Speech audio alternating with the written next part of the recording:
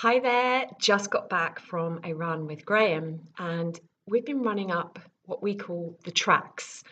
And I wanted to make a video about it because it's such a powerful experience that for me is just like being in business. And I wanted to do this for you if you are perhaps just starting out in business and struggling and finding it hard and challenging, or even if you've been going for some time and you may even have a whole bunch of clients, but you're still struggling.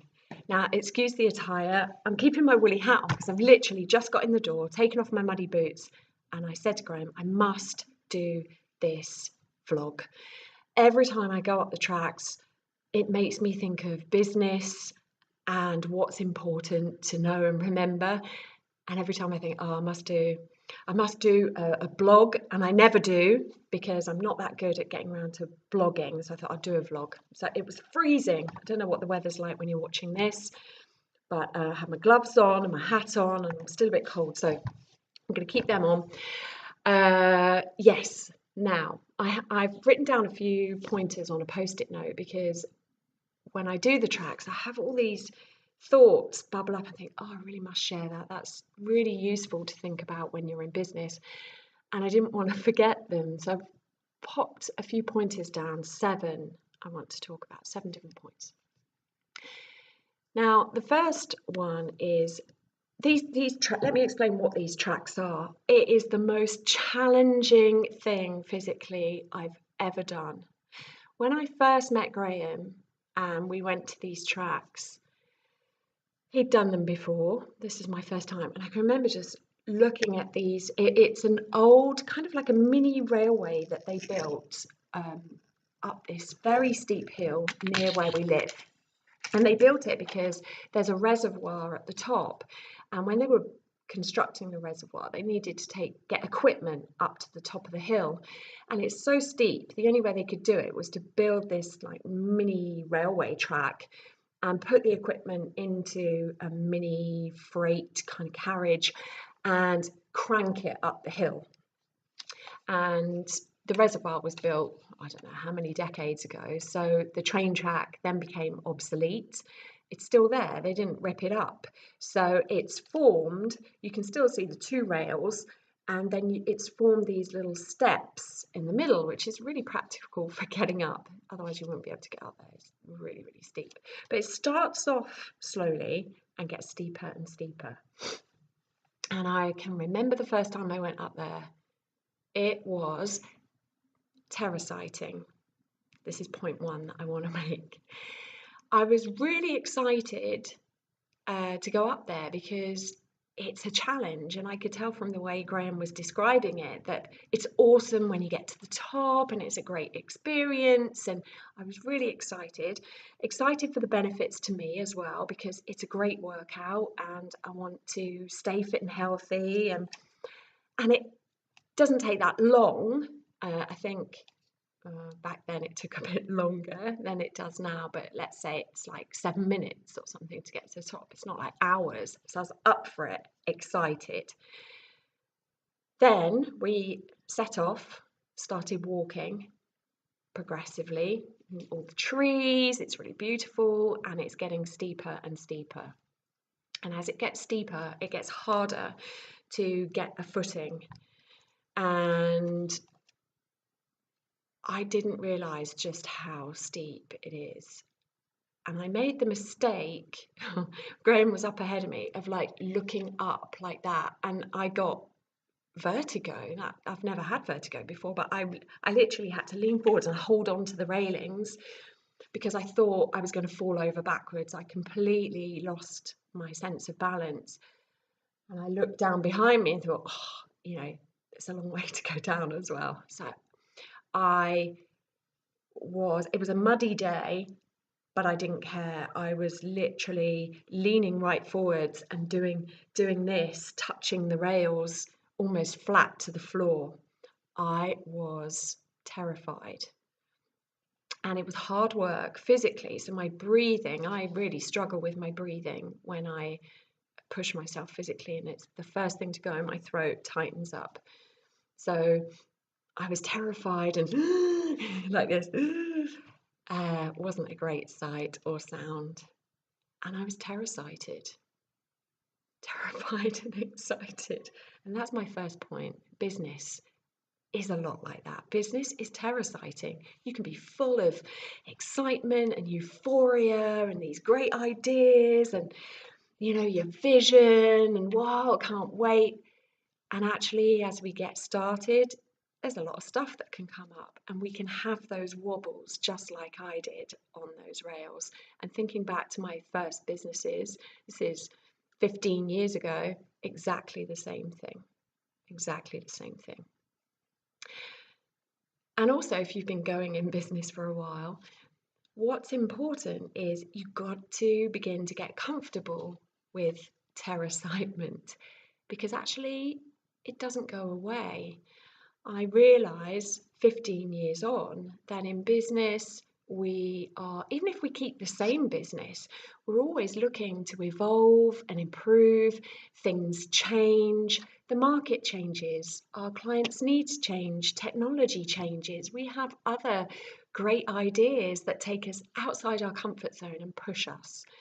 And so we are always, not every day, but there will be these phases of terracitement to do this and then consolidate and plateau maybe, and we're in this wonderful holding pattern and we've reached a flat bit of land where you can just enjoy the view and where we've got to.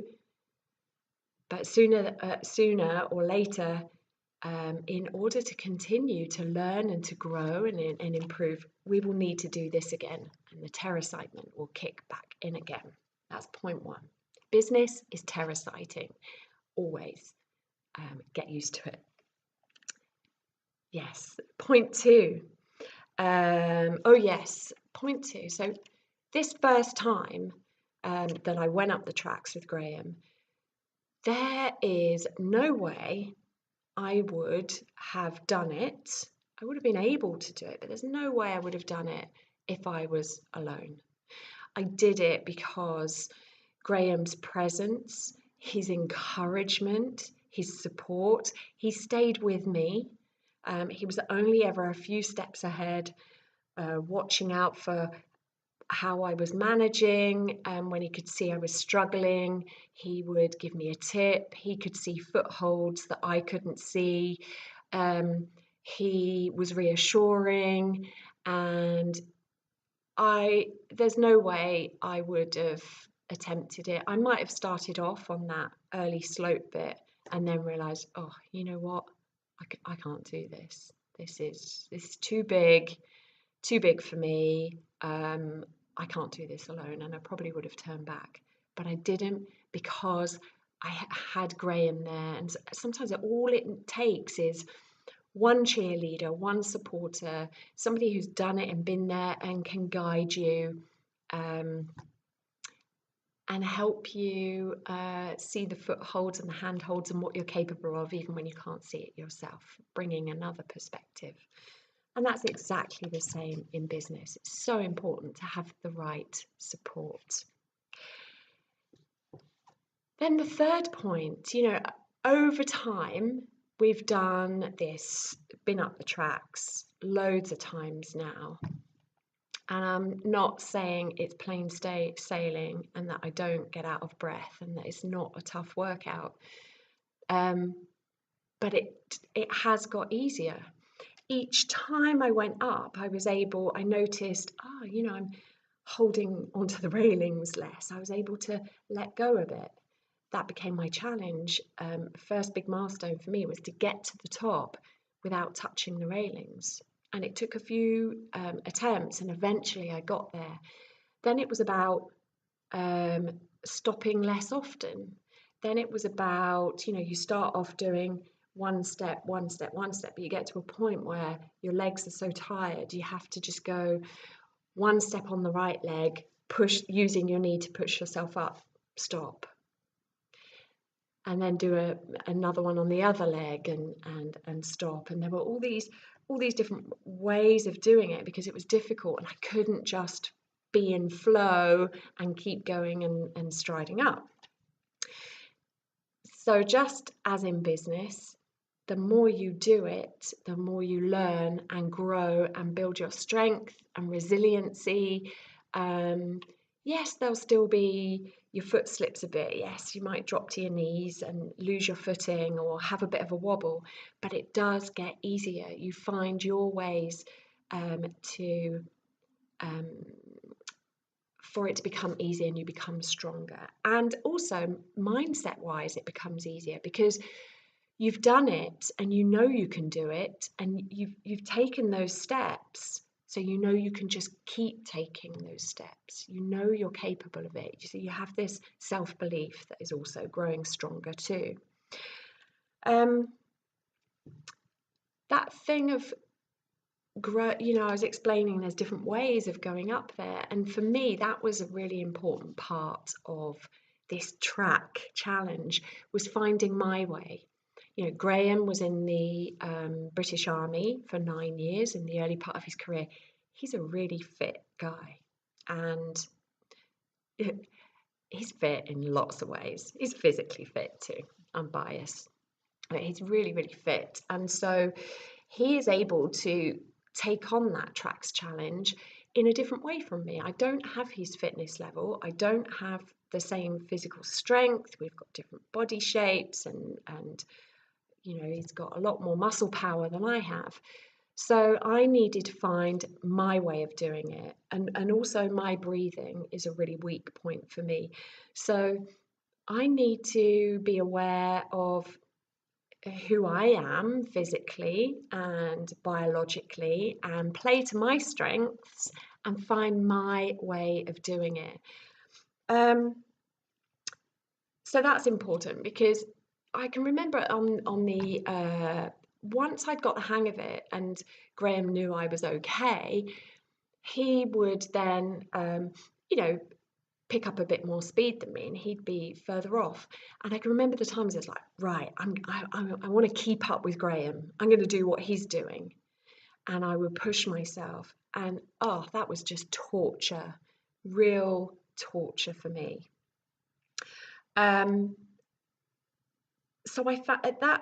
So point 4 was in business, it's really important to find your way of doing things. Don't try to do it just because somebody else is doing that way. It might not suit you, and it might not give you the best results or the best experience. Which leads me into point 5, comparison. So just as I was trying to, every time, and I had that experience today, and that's what really tipped the balance for me. All the times I've been doing the tracks, I'm still learning. And it's the same in business. And today, one of the big things was not to compare myself with Graham, not to compare myself with others. And I wanted to reassure those who are maybe new in business or even going a while. I still find this in business. I've been an entrepreneur for 15 years. And as soon as I start to compare myself, where I'm at, or my journey, or my results, or my approach with somebody else out there who could be in a similar space, or just they're doing something where I see some form of comparison, that is a drainer. And really important to keep in check, because it can become toxic. There's nothing better for killing your own creativity and your own enjoyment of your journey, which is unique, if you start comparing yourself to other people. If you think about the tracks, there are always going to be people who are further up the whole hill than you are. There are always going to be people who are a few steps ahead. There are always going to be people overtaking you and going faster. That's their thing. If you begin to focus on them, that's when you're going to lose your balance and have your wobbles. It's important to focus on your journey and the steps that you're taking. Having said that, I believe that other people and their journeys, especially when they're in kind of similar journeys or taking similar steps to you can be really empowering if you exchange that comparison thing with, okay, why is that person standing out for me? What's inspired? Maybe they inspire you. Wow, I really love what they're doing, how big their vision feels, their vibe, their energy. That can be really inspiring, motivating. Having conversations with these people to have a bit of mutual encouragement, that can be a great thing too. Sometimes it's not about, it can feel a bit of a spike maybe, and some people might think, oh, is it jealousy? Now I think there's a healthy envy sometimes where our emotions are telling us deep down you want to do that too. So it's not about saying, oh, I don't I don't want them to be successful and I don't want them to be doing that. It's not a scarce, not from a scarcity mindset. um, it's a positive thing. It's saying, oh wow, why am I feeling this kind of, oh, they're doing that? Well, actually it's because deep down I would like to be doing something similar, or that's telling me this is important to me too. So there is a healthy interpretation of watching what others are doing and being empowered by it, or it telling us about what it is that we want for ourselves. So that was point 6 on comparison. Um, and then point 7 is about the speed at which we do things. So today, even though I've been doing the tracks a lot, I did something I've never done before. All the times I've done it, I have pushed myself to go as quickly as I can and improve each time. I don't time it, but I have a sense of how quickly I'm moving and how often I need to stop. And pretty much every time I really feel it in my breathing. By the time I get to the top, I am struggling for breath. And a lot of walkers who are at the top of the hill, I've had so many people come and look over the edge, and I think they're worried that there's some woman being assaulted or attacked because I don't sound like I'm in a good place at all by the time I get to the top. And today, I just thought, you know what, I'm going to do something very different. I'm just going to do 10 steps, and then I'm going to stop, and I'm just going to stay still and take in the forest scenery for 10 breaths, and then do 10 steps and then stop for 10 breaths, and 10 steps and stop for 10 breaths. And I did that the whole way up. And it was amazing because I thought by stopping all those times for so long that I would be way behind Graham, and I was okay with that. I thought he'll be hanging around for about 5 minutes at the top waiting for me, and I knew he wouldn't mind, so I was fine with that. But actually, it was really interesting. I wasn't that far behind him at all when we got to the top, because his pace was progressively slowing down, but I was able to maintain these really short, sharp bursts of 10 steps, which were really enjoyable because each time I had the chance to catch my breath. And so I really put a lot into those 10 steps, could really feel the benefit. And then I got to enjoy being in the forest and looking around me, which when you're nose down, kind of struggling for breath and keep going, I don't really get to appreciate that as much. So today was a really made me think about business, and it's so similar on that business journey that it's so easy, isn't it, to get sucked into the whole continually got to be pushing, striving, hustling. I really dislike that word, by the way, all the time to, earn more, get more clients, get more visible, do more, bigger, bigger, faster, faster. And it doesn't have to be like that. And I'm always getting up on my soapbox about doing things at the pace that is right for you, particularly when you're a mum in business.